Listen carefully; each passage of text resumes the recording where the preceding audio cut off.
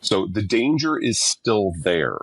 And with the insurance now coming from Indian and Chinese and Russian government entities that have never offered maritime insurance before, all it's going to take is one incident somewhere for us to get back to that scenario, but it hasn't happened yet.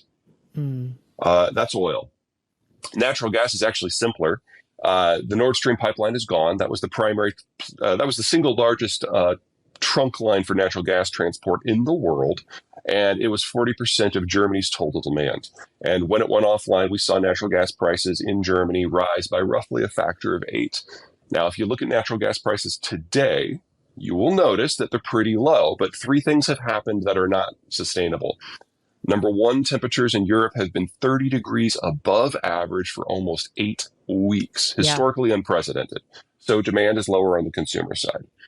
Second, China was in lockdown for most of that period and still hasn't spun up all the way. So global demand for liquefied natural gas has been low. But third, and most importantly, the Germans shut down their industrial space. They're not making fertilizer or smelting aluminum or forging steel right now.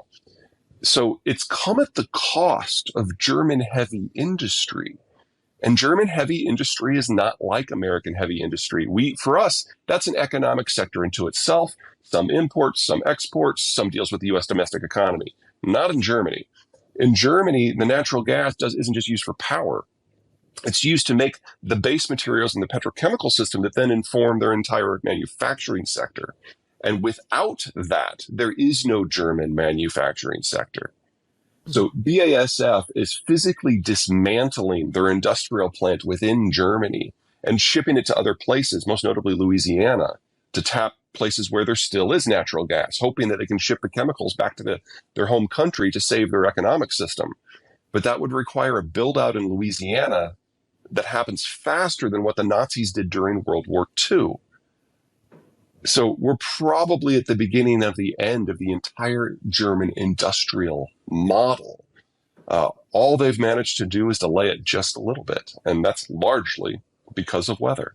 It depends upon the sector, it depends upon the country. The further west you go from the Russian space, the easier it is to make the adjustment because the dependencies were less. The problem with a place like Germany is that the industrial model is one that is the end result of 150 years of tinkering perfection. So in order for them to switch to a fundamentally different model, it has to not be energy intensive. It has to not be based on a worker demographic that is dying out. And it has to not be based on global trade.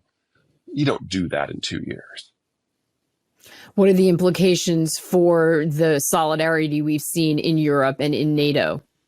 Well, I think actually the weak point isn't NATO. I think the Europeans really have decided to bite the bullet on this. I think the implications are for the European Union. If we no longer have Germany as the industrial heart of Europe, that means Germany is no longer the financial hub that makes Europe happen. Remember that the largest chunk of EU funds comes from Germany. And Germany is not just, the German economic system is not just Germany. It's Belgium and the Netherlands and Austria and Poland and Slovakia and the Czech Republic and Hungary. And without the Germans, none of that works. So the Germans don't provide the funding that is necessary for the EU to function. The Germans don't provide the employment that allows the social model of Europe to function. We're talking about a death blow to the EU that's, an indirect outcome of the war. Do they see that yet? I think there's this visceral understanding that this is where this was ultimately going to go. And they are hoping against hope that there's going to be something that happens in the way this all shakes out, whether it's with the Americans, the Russians, or someone else, where they're going to find a way to muddle through. How they do that without the economic model, I don't know, and I don't think they do either. Well, let's start with why we didn't have a famine yet, because it's really, avoiding famine, big deal. Number one, Mother Nature was the kindest she has ever been in recorded history. And every agricultural zone in the world had good weather this last year. Second, the sanctions were designed intelligently. They technically don't touch fertilizer at all. So a lot of the industrial infrastructure in Russia dates back to the 1960s, particularly the petrochemical system that deals with the fertilizer processing.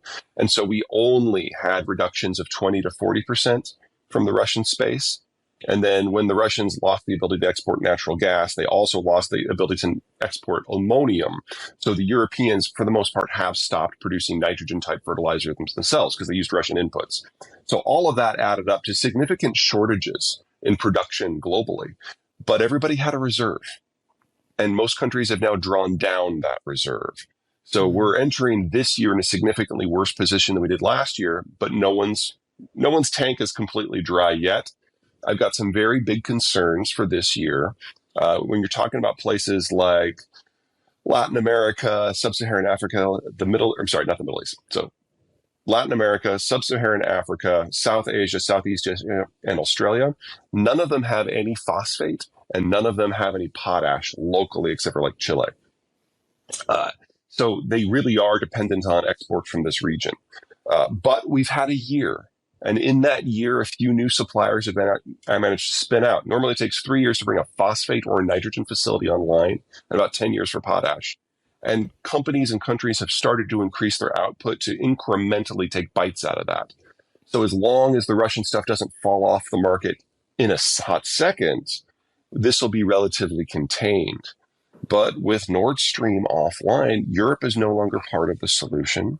And if we get into the spring and natural gas demand picks back up because of China, then a lot of East Asia can't be part of the solution because they use LNG to make natural gas-based nitrogen fertilizer. And the Canadians are doing everything they can to speed up potash development, and they're hoping they can do it in 7 years instead of 10. So we're still right on the edge, and it doesn't take a very creative crisis to tip us into the disaster zone. It's entirely possible. This war is not about economics for the Russians. From their point of view, if they can't reestablish the forward crustal defense that the Soviet Union had, they will disappear from this earth. And they're right. Their demographics are terminal. This was always going to be the last century of the Russian ethnicity.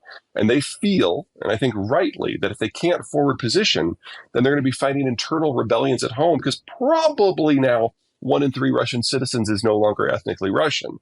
And the non-Russian ethnics have very high birth rates, while the Russian ethnics have very low birth rates. So they really do see this as the twilight of their lives, and they're right.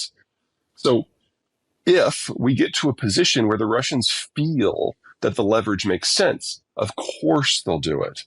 But from the European point of view, they're not going to force the issue as a unit, as a European Union.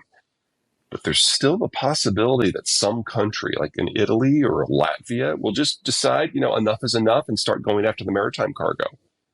And that'll destroy the insurance picture for the entire region. And that is more than enough to type us into crisis in multiple sectors all at once.